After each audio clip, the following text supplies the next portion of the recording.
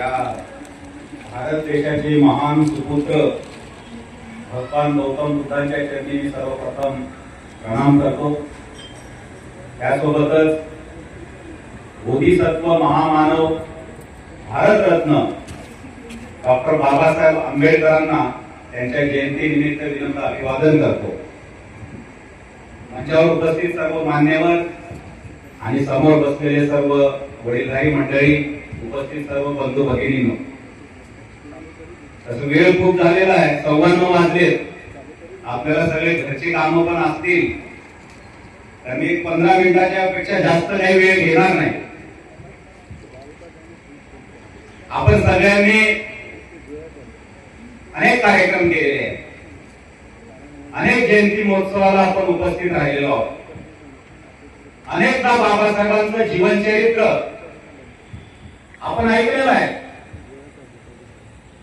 बाबासाहेबांच्या जीवनात ज्या काही घटना घडल्या त्या जवळपास आपल्याला तोंडपाठ आहे। आज 134वी जयंती आहे बाबासाहेबांची। बाबासाहेबांचं महापरिनिर्वाण झालं 1956 ला। बाबासाहेबांनी घटना दिली देशाला 1949 ला। या घटनेच्या आधारावर आपण एक लोकशाही देश म्हणून मागची 75 वर्ष मार्गक्रमण केलेलं आहे। बाबासाहेबांच्या जीवनाकडून आपण काय घेतलं पाहिजे, ठोकताळा म्हणून विचार केला तर काही मोजके मुद्दे मी आपल्या समोर उपस्थित करणार आहे, त्यावर मी चर्चा करणार आहे। मी सर्वप्रथम इथे आलो, जयवंतीच्या घरी बसलो होतो, तेव्हा मी पहिल्यांदा विचारलं की ह्या भागातील मुलं कोणत्या शाळेत जातात। त्यांनी एक कॉन्व्हेंट स्कूल सांगितले, काही इंग्लिश मीडियम आहे, काही प्रायव्हेट आहेत, तिथे किती फीस आहे हे म्हणजे काही आयडिया नाही इतकी। कारण हा प्रश्न विचारण्यामागचं कारण काय, बाबासाहेब देखील सामान्य कुटुंबामध्ये जन्मले होते। त्यांचे वडील, त्यांचे आजोबा तत्कालीन ब्रिटिश सैन्यामध्ये होते। एक मध्यमवर्गीय कुटुंब होतं, पण त्या जनरेशन मध्ये, त्यांच्या पिढीमध्ये बाबासाहेब हे बाबासाहेब म्हणून घडू शकले आणि त्याच पिढीतले अन्य लोक असे कर्तबगार का निघू शकले नाही, त्याच्या मागचं सगळ्यात मोठं कारण काय हे शोधलं तर त्याचं उत्तर एकच सापडतं, शिक्षण, शिक्षण आणि शिक्षण।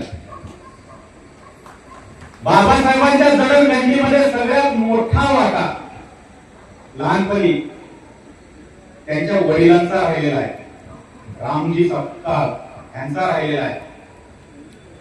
त्या काळामध्ये त्यांच्या वडिलांनी त्यांना इंग्रजी ग्रंथ वाचायला दिलेले आहेत। आज देखील आज जे पालक आहेत, आपल्यापैकी अनेक जण पालक असतील, आपल्याला किती महत्व कळलेलं आहे शिक्षणाचं हे आपण विचार केला पाहिजे। बाबासाहेबांनी साताऱ्याला त्यांचं प्राथमिक शिक्षण झालं, तिथं जो त्यांना अनुभव आला, शाळेमध्ये जो भेदभावाचा अनुभव आला, ते सगळं आपल्याला माहिती आहे, तोंडपाठ आहे।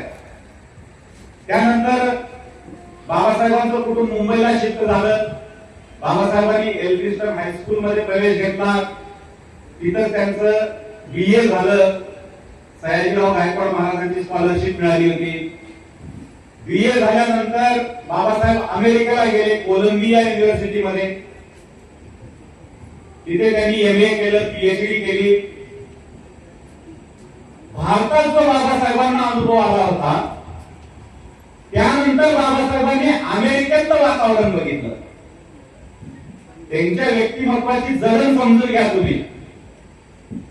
अमेरिकेमध्ये त्यांना एक मुक्त वातावरण, सगळ्यांना समान प्रकारची वागणूक, तिथे जात पात पंथ संप्रदाय कोणीच विचारत नाही, माणसाला माणूस म्हणून बघितलं जातं। अशा प्रकारचा देश बाबासाहेबांनी शिक्षणाच्या निमित्ताने जेव्हा अमेरिकेला गेले तेव्हा तिथे अनुभवलं त्यांनी। आणि पाश्चात्य विचारवंतांचं सगळं साहित्य बाबासाहेबांनी वाचून काढलं।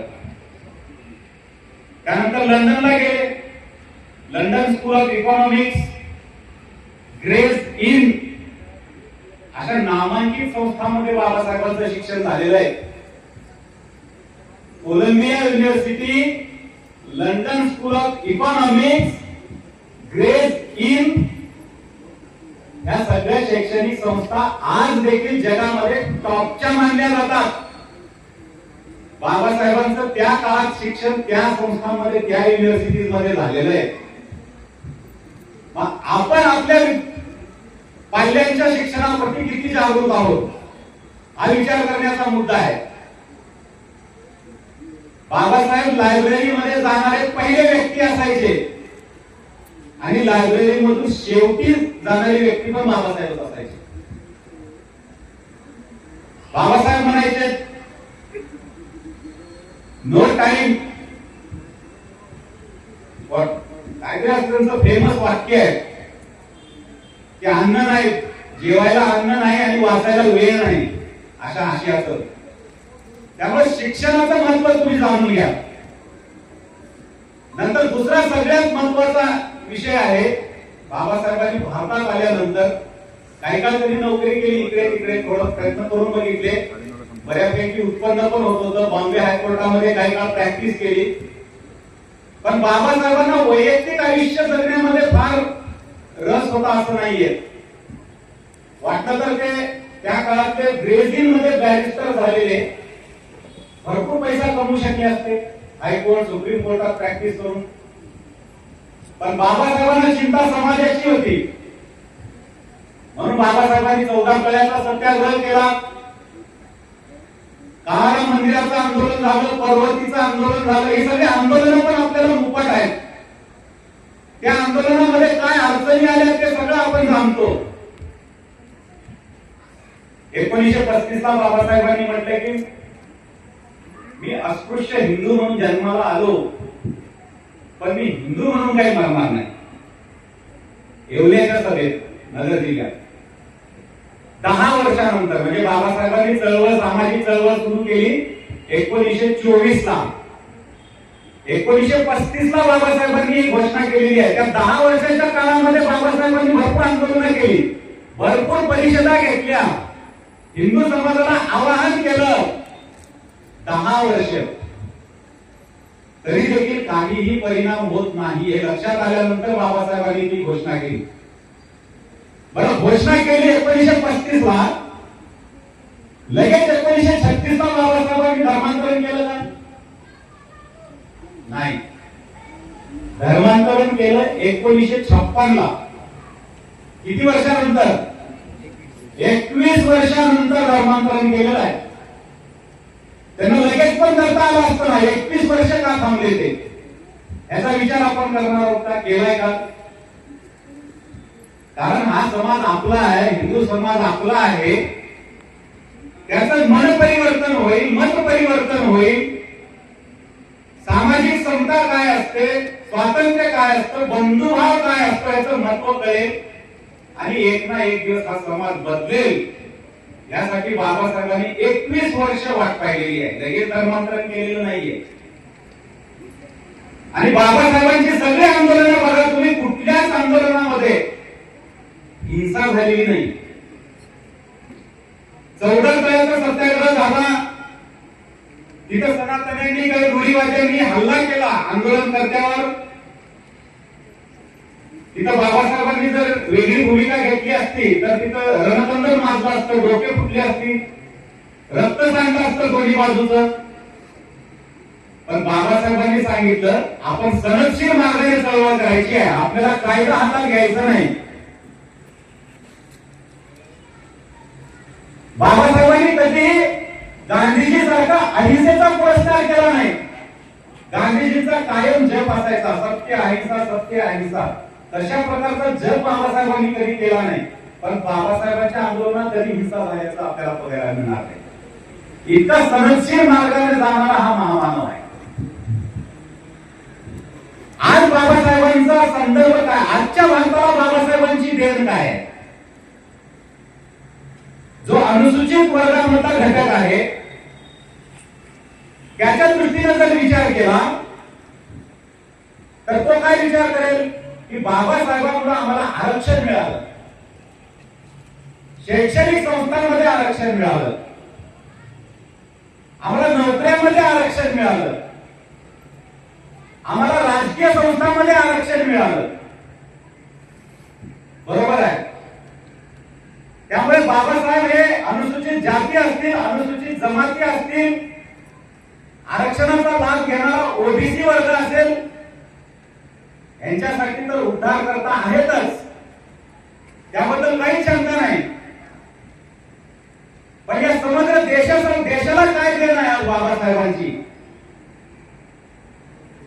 बाबासाहेबांचा सगळ्यात मोठा आग्रह काय होता? बाबासाहेबांनी राजीनामा कशासाठी दिला केंद्रीय मंत्रिपदाचा?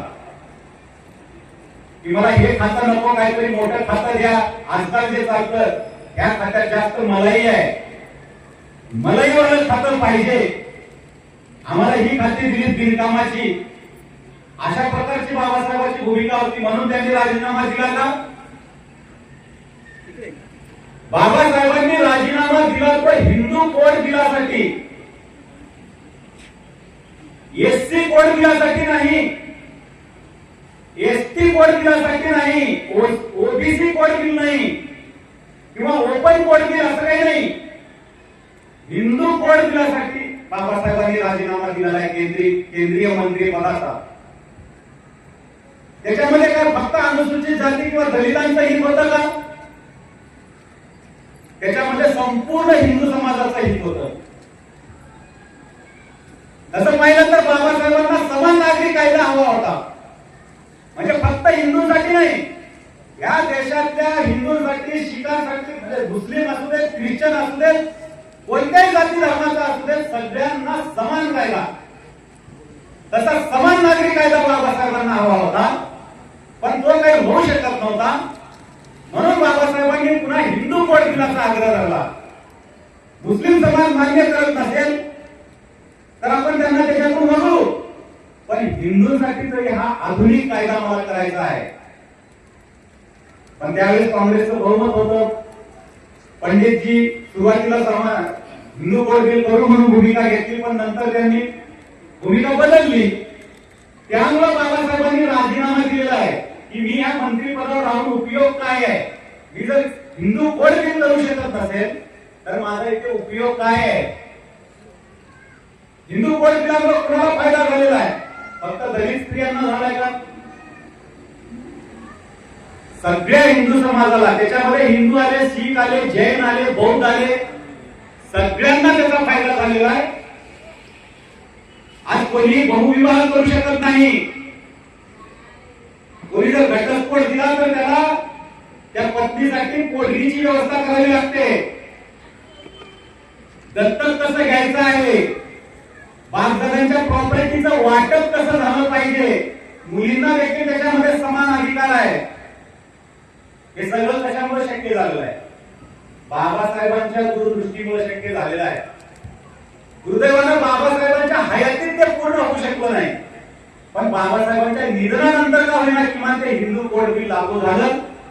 ते हिंदू कोड बिल ही आजच्या भारताला बाबासाहेबांची एक सर्वात मोठी देणगी आहे.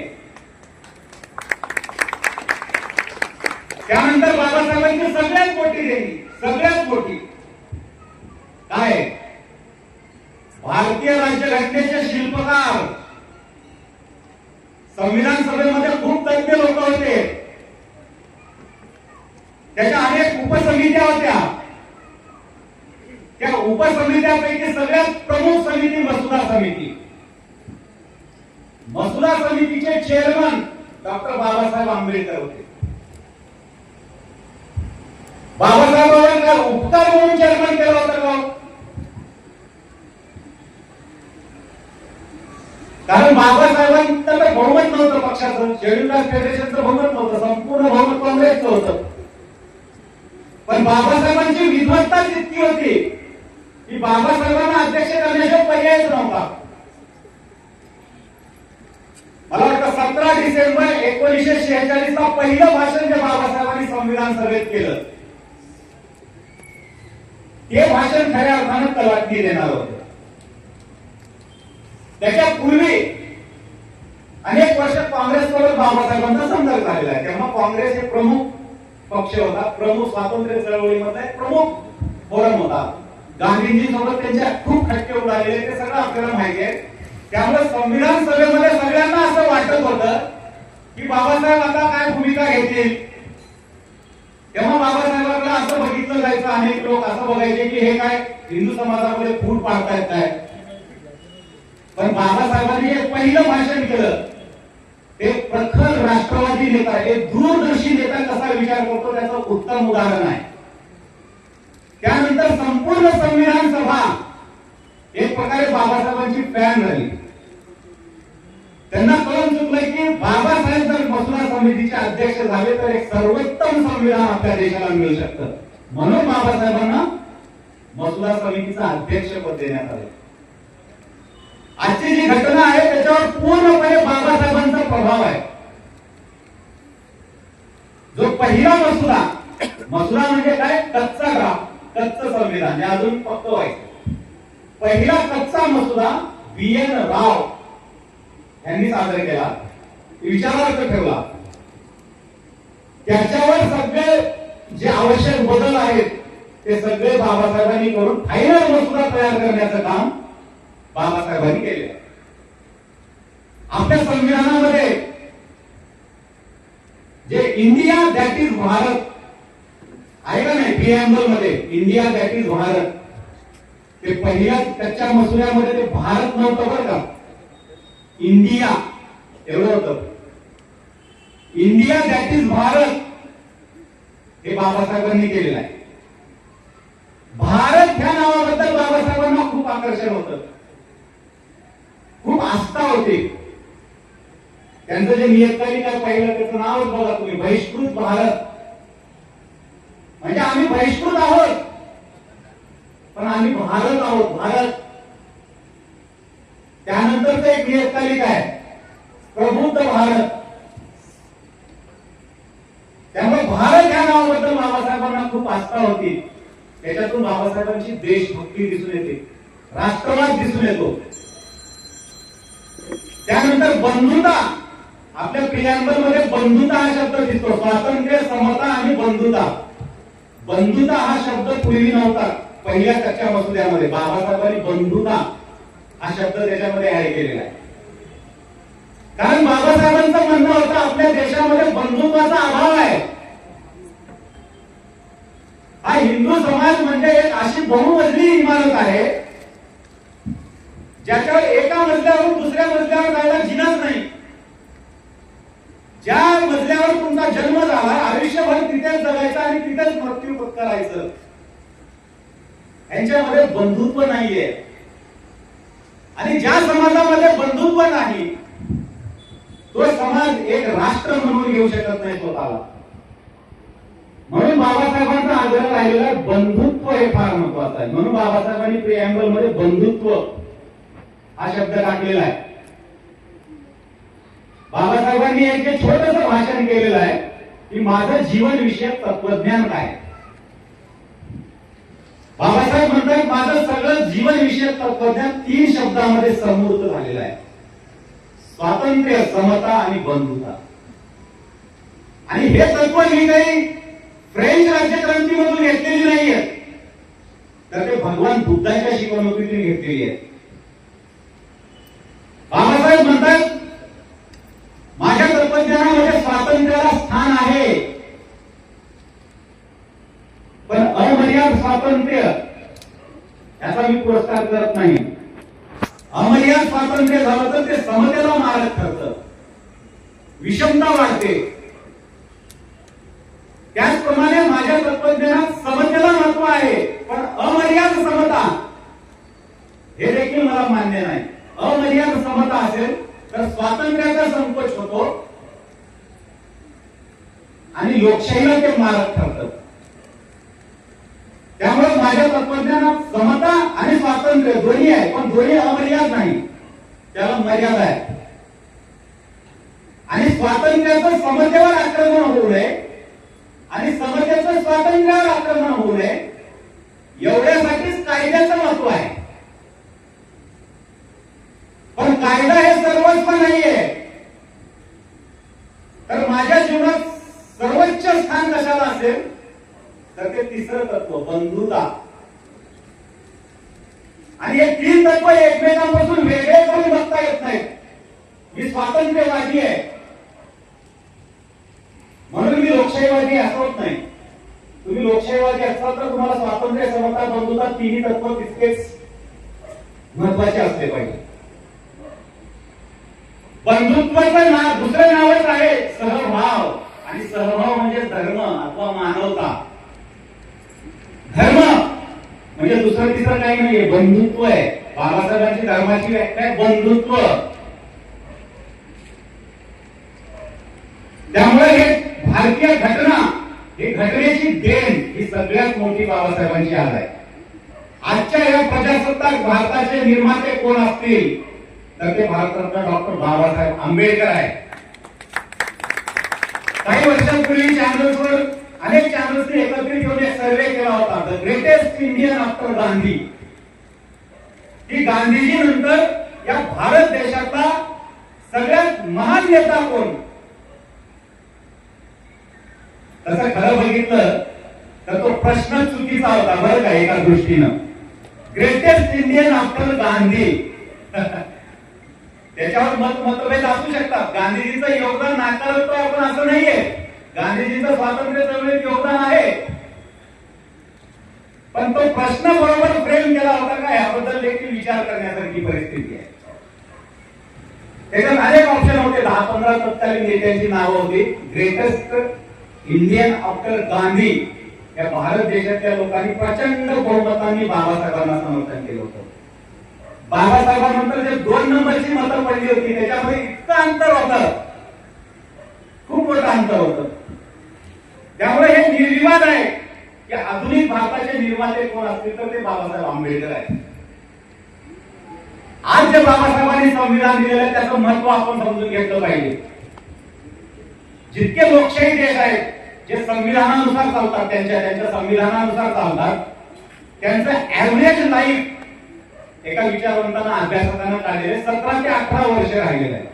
अनेक देशामध्ये संविधान स्वीकारलं पण ते कोसळून पडलं, ते चाललं कामच करू शकलं नाही. आज स्वातंत्र्याच्या 75 वर्षानंतर देखील भारतीय संविधान शाबूत आहे आणि त्या संविधानाच्या मार्गावरच आपला देश चालू आहे. आपल्या बाजूचे सगळे देश पहा तुम्ही, पाकिस्तान बघा, अफगाणिस्तान बघा, आपण खालची श्रीलंका बघा, इकडे बंद झाले. लोकशाही व्यवस्था तिथे रुजू शकली नाही. त्या देशांचं एकत्व अबाधित राहू शकलं नाही. पण आपल्या देशावर कितीही संकट आली, अनेक फुटीरतावादी चळवळी झाल्या. काही काळ तमिळनाडूमध्ये देखील फुटीरतावादी चळवळ चालायची, आम्हाला या देशासोबत राहायचं नाही. काश्मीरमध्ये तर सातत्यानं ती चळवळ अजूनही पूर्णपणे संपुष्टात आली असं म्हणता येत नाही. नॉर्थ ईस्ट मध्ये अनेक राज्य आम्हाला वेगळं व्हायचंय अशी भूमिका घेत होते. पण भारताचा अखंडत्व शाबीत राहिलेला आहे. भारतानं आपला भूभाग गमावलेला नाहीये. कशामुळं? या बाबासाहेबांच्या संविधानानं जी मजबूत शासन व्यवस्था निर्माण केलेली आहे त्याच्यामुळे ते शक्य झालेलं आहे. बाबासाहेब हे मजबूत केंद्र सरकारचे खंड पुरस्कर्ते आहेत, हे लक्षात घ्या. संविधान सभेमध्ये त्यांनी स्पष्ट सांगितलेलं आहे आपल्या देशाचं स्वातंत्र्य आपण कशामुळे गमावलेलं आहे. आपला देश पूर्वी स्वातंत्र्य कधी नव्हता असं नाही. पूर्वी आपण स्वातंत्र्य होतो पण आपण ते गमावलं. त्याचं कारण आपल्यातल्याच काही लोकांनी बेईमानी केली, गद्दारी केली, विश्वासघात केला. बाबासाहेब उदाहरण देतात, जेव्हा मोहम्मद बिन कासिमचं पहिलं आक्रमण झालं सिंध प्रांतावर तेव्हा राजा दाहिर त्याच्या सेनापतीनं आपल्या राजाच्या बाजूने लढणं नाकारलं, गद्दारी केली. त्यामुळे मोहम्मद बिन कासिमचा विजय झाला, दाहिरचा पराभव झाला. दुसरं उदाहरण बाबासाहेब देतात, जेव्हा मोहम्मद घोरीचं आक्रमण झालं तेव्हा पृथ्वीराज चव्हाणला धोका देणारा हा जयचंद होता. जेव्हा छत्रपती शिवाजी महाराज इस्लामिक राजवटींच्या जोरातून समस्त हिंदू समाजाला मुक्त करत होते तेव्हा अनेक मराठा सरदार आणि राजपूत सरदार हे मुघलांच्या बाजूने लढत होते. आणि जेव्हा शीख हे ब्रिटिशांच्या विरोधामध्ये संघर्ष करत होते तेव्हा त्यांचा प्रमुख सरदार गुलाब सिंग खूप शिखांच्या बाजूने लढण्याचं त्यांनी नाकारलं. त्यामुळे आपण स्वातंत्र्य गमावलंय हे आपल्या लोकांच्या गद्दारीमुळे गमावलंय. आणि आता स्वतंत्र भारतामध्ये अनेक विचारधारा असणार आहेत, अनेक पॉलिटिकल पार्टीज असणार आहेत. आपल्यामध्ये पूर्वीपासून जात पात धर्माच्या तर भिंती आहेतच, त्यामध्ये आता विचारधारा आणि पक्षाच्या देखील भर पडणार आहे. त्यामुळे आपल्याला जर स्वातंत्र्य टिकवायचं असेल, या राष्ट्राची एकता टिकवायची असेल, तर आपल्या विचारधारेपेक्षा आपण देशाला उच्च मानलं पाहिजे, सर्वोच्च मानलं पाहिजे. जर आपण आपल्या विचारधारेला श्रेष्ठ मानलं आणि देशाला दुय्यम स्थान दिलं, तर आपण पुन्हा एकदा पारतंत्र्यामध्ये जाऊ, कदाचित कायमच पारतंत्र्यामध्ये जाऊ, असं बाबासाहेबांनी इशारा दिलेला आहे. बाबासाहेब म्हणतात या संभाव्यतेच्या विरुद्ध लढण्यासाठी आपण कटिबद्ध झालं पाहिजे. आणि आपल्या शरीरामध्ये जोपर्यंत रक्ताचा शेवटचा थेंब आहे, तोपर्यंत आपण या देशाच्या स्वातंत्र्याचं रक्षण केलं पाहिजे. इतके प्रखर राष्ट्रवादी बाबासाहेब होते. आज अनेक जण म्हणतात की बाबासाहेबांनी स्वातंत्र्य चळवळीमध्ये भाग घेतला नाही, असा आरोप करतात. काही जणांनी तर बाबासाहेबांवर बदनामी करत पुस्तकं पण लिहिलेली आहेत. वर्शिपिंग फॉल्स गॉड्स नावाचं एक पुस्तक आहे, अरुण शौरी नावाचा लेखक आहे. त्यांचं म्हणणं बाबासाहेबांनी स्वातंत्र्य चळवळीत भाग घेतला नाही. माणूस देशभक्त असण्याचा पॅरामीटर काय, परिमाण काय, कोणाला देशभक्त म्हणायचं? जो काँग्रेसच्या चळवळीमध्ये होता, गांधीजींच्या नेतृत्वाखाली काम करत होता, तोच देशभक्त आहे का? ज्यांनी भारत छोडो आंदोलनामध्ये सहभाग घेतला, केवळ तेच देशभक्त आहेत का? तो क्रायटेरिया आहे का देशभक्तीचा? बाबासाहेबांची जेव्हा पहिली भेट झाली गांधीजींसोबत, तो प्रसंग आठवतो, सगळं सांगत बसत नाही, पण थोडक्यात सांगायचं झालं, प्रखर देशभक्तीसाठी काँग्रेसच्या नेतृत्वाखाली काम करणं किंवा गांधीजींच्या नेतृत्वाखाली काम केलं तर त्याला देशभक्त म्हणणं, हा काही देशभक्तीचा क्रायटेरिया असू शकत नाही. बाबासाहेब काय चीन मधल्या लोकांच्या हितासाठी लढत होते का? हा भारत हा आपापसामध्ये विभागलेला आहे, फुटलेला आहे, आपापसामध्ये भेदभाव करतो. आणि असं दुभावलेलं घर हे कधीच मजबूत होऊ शकत नाही, हे कधीही परकीय आक्रमणाला बळी पडू शकतं. त्यामुळे हे घर मजबूत करणं ही देशभक्ती नाही का? बाबासाहेबांनी केवळ दलितांचा उद्धार केला असं नाही, या देशाची संरक्षण क्षमता कशी असावी, सैन्य किती असावं, कुठे असावं, याच्यावर पूर्ण सविस्तर विश्लेषण केलेलं आहे. या देशाची दुसरी राजधानी असली पाहिजे आणि ती हैदराबाद असावी, अशी सूचना बाबासाहेबांनी केली. कारण काय, आपल्या देशावर कायम उत्तर भागातून आक्रमण होत आलेली आहे. जर पुन्हा तशी परिस्थिती आली तर आपल्याला एक दुसरी उपराजधानी सुरक्षित असली पाहिजे, म्हणून हैदराबाद ही दुसरी राजधानी करा, असा बाबासाहेबांचा सल्ला होता. भाषावर प्रांत रचनेला बाबासाहेबांचा विरोध राहिलेला आहे, हे आपण समजून घेतलं पाहिजे. बाबासाहेबांचं म्हणणं होतं भाषावर प्रांत रचना झाली तर लोकांच्या भाषिक अस्मिता ह्या प्रभावी ठरतील आणि ते राष्ट्रीय एकतेला मारक ठरेल. लोक आपापल्या राज्यापुरता विचार करायला लागतील. त्यामुळे एका भाषेचं एक राज्य या संकल्पनेला बाबासाहेबांनी विरोध केलेला आहे. ते राष्ट्रभक्तीचं उदाहरण नाहीये.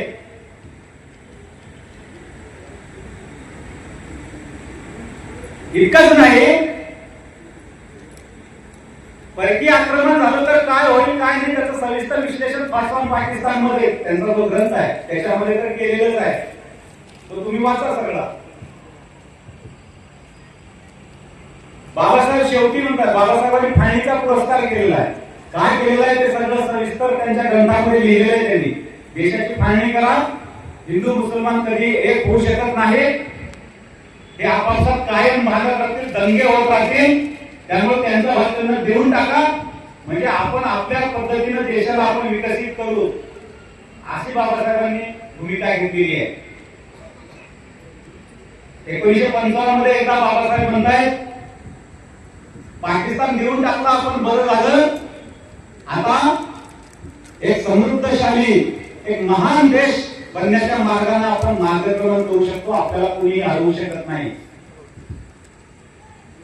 ती भूमिका किती खरी होती हे जरा आता मागचं सगळं आपण इतिहास तपासून आपण बघितला पाहिजे.